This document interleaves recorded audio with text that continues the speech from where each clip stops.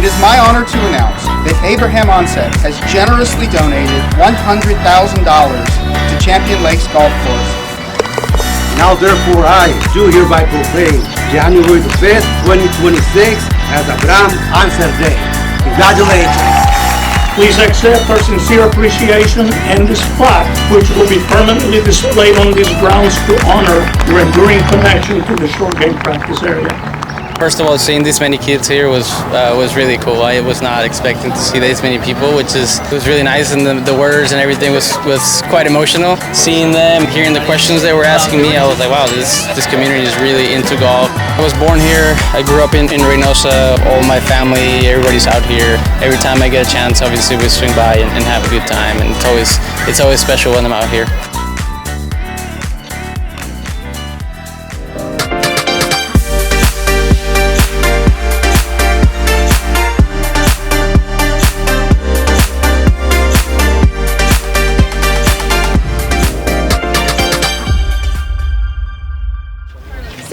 You had a lot of interesting questions today from these kids that were asking you some pretty hard questions about, taking you back to high school. What do you think about the level of commitment that you can see in these kiddos? Yeah, that was really cool. I mean, first of all, seeing this many kids here was really cool. I was not expecting to see this many people, which is it was really nice, and the words and everything was quite emotional. Like I said, I wasn't expecting that, and seeing them and hearing the questions they were asking me, I was like, wow, this community is really into golf, and that's exciting. Obviously, that's what we want.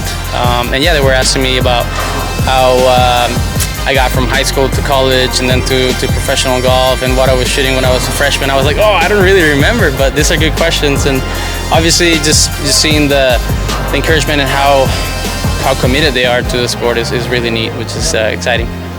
We're really excited to have you here. I noticed during the ceremonial presentation that Carlos got really choked up. How long have you known him, and what would you say about your relationship?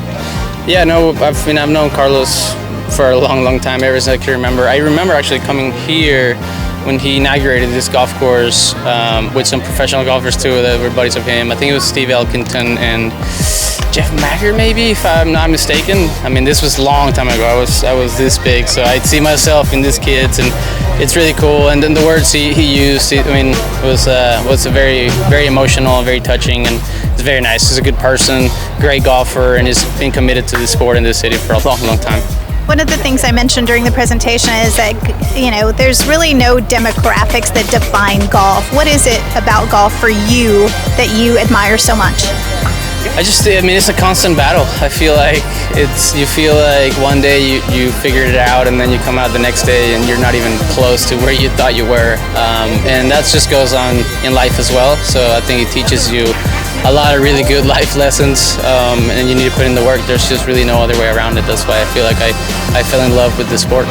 There's been a lot of Latinos like you who have done really well in the sport, but obviously we want more to progress. What would you say about Hispanic kids that are watching you and see you as their role model? I'll say just believe in yourself. I felt like my parents did even more than I did growing up, so I felt like it would be really tough to make it to, at the time, the PGA Tour or the European Tour, and now live. It felt like it was so far away and so difficult, but I guess just little by little, don't get discouraged if you don't have like one year that you were expecting. It's a sport where you can have success later in life too, so it's definitely not a sprint, it's a marathon.